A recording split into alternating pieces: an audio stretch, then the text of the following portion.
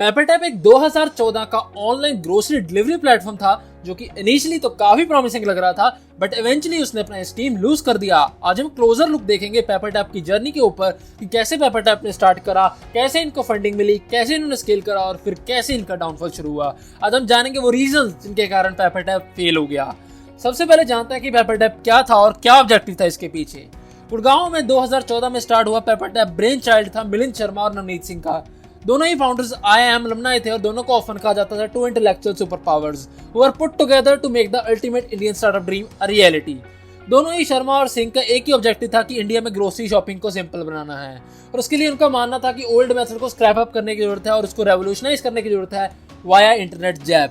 पेपरटैप जब स्टार्ट हुआ था तब उस समय ऑनलाइन ग्रोसरी शॉपिंग एप्स की कमी थी और ये मार्केट की जरूरत थी। इनका मानना था कि पेपरटैप के आने के बाद grocery shopping would be no more about haggling, no more adulterated products and no more lack of choice. PepperTap as an aggregator act करेगा और ग्रोसरी स्टोर यूजर के अराउंड जो भी ग्रोसरी स्टोर्स है वहां से बेस्ट रेट्स कंपाइल करके देगा यूजर्स को और फिर यूजर ऐप या वेबसाइट के थ्रू ऑर्डर प्लेस कर पाएगा और फिर पेपरटैप वहां से उठा के राइट उसके डोर स्टेप पे डिलीवर कर देगा यूजर के। It was somewhat of an e-commerce as well as an aggregation venture but only for groceries. अब जानते हैं कि क्या फंडिंग का योग था इस स्टार्टअप में। पेपरटैप ने टोटल 4 राउंड फंडिंग के 4 राउंड खेले थे। एक सीड राउंड, एक सीरीज ए राउंड अप्रैल 2015 में, 2 सीरीज बी राउंड सितंबर और दिसंबर 2015 में। इन 4 राउंड में कंपनी ने massive amount of money raise करी थी, वो भी इतनी USD 51.2 मिलियन, है ना, बहुत ज्यादा। इन्वेस्टर जनरली स्लो रहते हैं इनिशियल राउंड में, जान रहे होते हैं, टेस्ट ट्राई कर रहे होते हैं फाउंडर्स के ऊपर भी चलेगा कि नहीं, बट पेपरटैप का आइडिया बहुत ज्यादा प्रॉमिसिंग था तो they went all in. Startup funding circle के बड़े बड़े नाम इसके साथ एसोसिएटेड थे, चाहे वो स्क्वेयर कैपिटल है, सैप पार्टनर्स है, जेफको जापान है, स्नैपडील के भी कुछ इन्वेस्टर्स इनके साथ एसोसिएटेड थे इनके फंडिंग राउंड्स के थ्रू। अब फंडिंग तो आ गई, अब ग्रोथ की बात कर लेते हैं।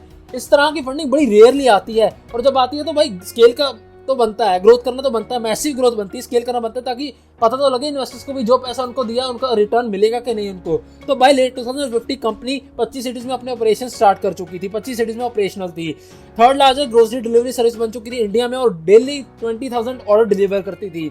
इनकी सर्विस बहुत सही चल रही थी, स्पेशली ऐप सर्विस तो बहुत ही सही चल रही थी। अराउंड 30 to 40% पेपरटैप के ऑर्डर ऐप के थ्रू ही आ रहे थे।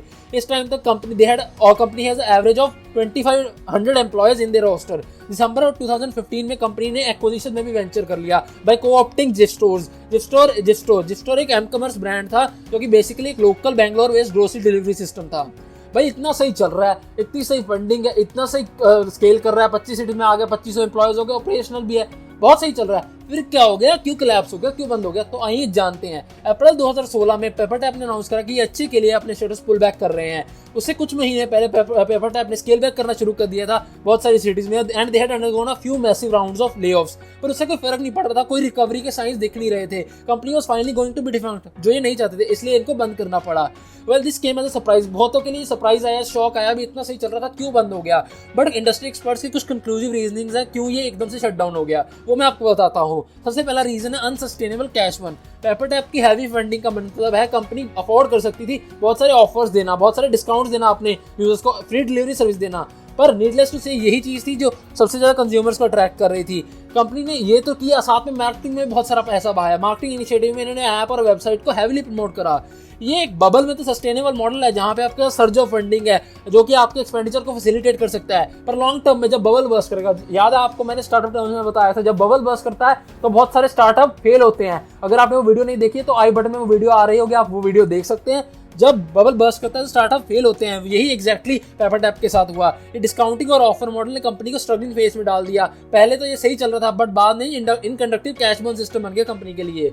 आपको मैंने बताया था दूध वाला के केस में उल्टा था, वहां पे कंपनी डिस्काउंट नहीं दे पा रही थी क्योंकि इनके पास फंडिंग की कमी थी, इसलिए दूसरों के पास जा रहे थे यूजर्स और इसके कारण फेल हुआ था। पर यहाँ पे फंडिंग थी, यहाँ पे बहुत डिस्काउंट दे रहे थे, फिर भी फेल हुआ। तो फंडिंग की बात नहीं है, बात यह है कि आप आइडिया कैसे मेंटेन करते हैं, आप अपना फोकस कैसे रखते हैं, आप बिजनेस मॉडल कैसे चलाते हैं, सही से चलाते हैं कि नहीं, वो उस पर ध्यान रखने की जरूरत है आपको। इनका मानना था कि ये कुछ डिस्काउंट्स अपने ब्रील बैक कर सकते हैं क्योंकि ये मानते हैं कुछ कस्टमर्स लॉयल थे जो क्योंकि इनकी सर्विस गुड थी, पर इन्होंने कुछ जो है टेस्ट करके देखे, कुछ टेस्ट में इन्होंने डिस्काउंट बैक करके देखे, पर इन्होंने रियलाइज करा कि जो डिस्काउंट थे वही सबसे ज्यादा कस्टमर्स को अट्रैक्ट कर रहे थे, ना कि इनकी लॉयलिटी। ये था पहला रीजन। अब बात करते हैं दूसरे रीजन की। दूसरा रीजन था no inventory. PepperTap one of the few startup था जो कि कोई भी इन्वेंट्री ऑन नहीं करता था। जो ये प्रोडक्ट्स बेचते थे इनके कंट्रोल में नहीं थे, ये सिर्फ कोलेक्ट करते थे इन्वेंट्रीज जो कि ग्रोसरी स्टोर्स के पास होती थी and they update the offerings. ना पहले तो बड़ा इंप्रेसिव लगे देखने में शुरू में, भाई बहुत सही चीज है, ये अपने सोर्सिंग और स्टोरेज के उसमें बचा रहे हैं, बट रियलिटी में ये एक्सट्रीमली अनरिलायबल सिस्टम, बड़ा क्योस वाला सिस्टम है, क्योंकि इनको एश्योर करना पड़ता था जो ग्रोसरी स्टोर्स हैं ये अपनी अपडेटेड इन्वेंट्री लिस्ट इनके साथ कंटिन्यूसली शेयर कर रहे हैं। और अगर जो स्टोर्स हैं ग्रोसरी स्टोर्स हैं उनके पास डिजिटल इन्वेंट्री सिस्टम नहीं है, क्योंकि हर के पास तो नहीं होगा, तो पेपर टैप को मैन्युअली जाकर अपडेट करनी पड़ती थी ना। जिस रेट से ऑर्डर्स आ रहे थे, आपको मैंने बताया 20,000 के ऑर्डर्स ये डिलीवर कर रहे थे, तो उससे ज्यादा से आ रहे होंगे। तो भाई इस पेज में जो इन्वेंट्रीज थी हर स्टोर की, हर सिटी के हर स्टोर की, जो एटलीस्ट 3 बार अपडेट होनी जरूरी थी, जो कि पॉसिबल ही नहीं था, बहुत ही अनरिलायबल सा सिस्टम था ना। ये अनफिजिबल सा वेंचर बन गया था, जिसके कारण पेपर टैप अपना स्टीम लूज करने लग गया था, क्योंकि बहुत सारे इन्वेंट्री ग्लिचेस आ रहे थे, जिसके कारण ऑर्डर्स कैंसिल हो रहे थे और लोगों का ट्रस्ट उठ रहा था पेपर टैप पे। और उस समय पेपर टैप कोई पैसा नहीं बना रहा था ग्रोसरी बेच के, क्योंकि ग्रोसरी स्टोर से ये सोर्स कर रहे थे अपने प्रोडक्ट्स जो कि एमआरपी पे ले रहे थे, और एमआरपी से ज्यादा पे बेच नहीं सकते थे, और जब ये ऑफर और डिस्काउंट देते थे तो एमआरपी पे कम पे बेचने पड़ते थे। तो पूरा होल मॉडल ना बड़ा अनसस्टेनेबल सा हो गया, कोई पैसा बन नहीं रहा था, अनसस्टेनेबल सा मॉडल था, जो कि बहुत ही गलत था।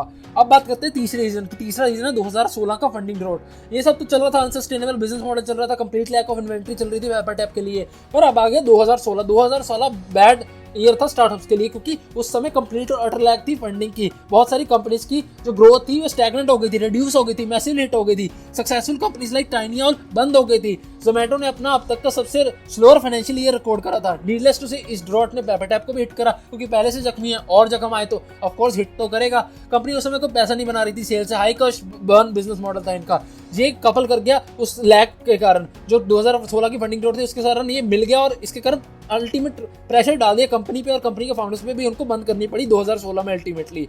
तब से कोई भी कमबैक के साइंस नहीं है फाउंडर्स से पेपर टैप के। ये अच्छा आइडिया था but bad business model, it was a good idea but with a bad business model. Company was taken over by giants like big basket, और तब से इसका कोई भी अता पता नहीं, और शायद आगे भी अता पता ना मिले।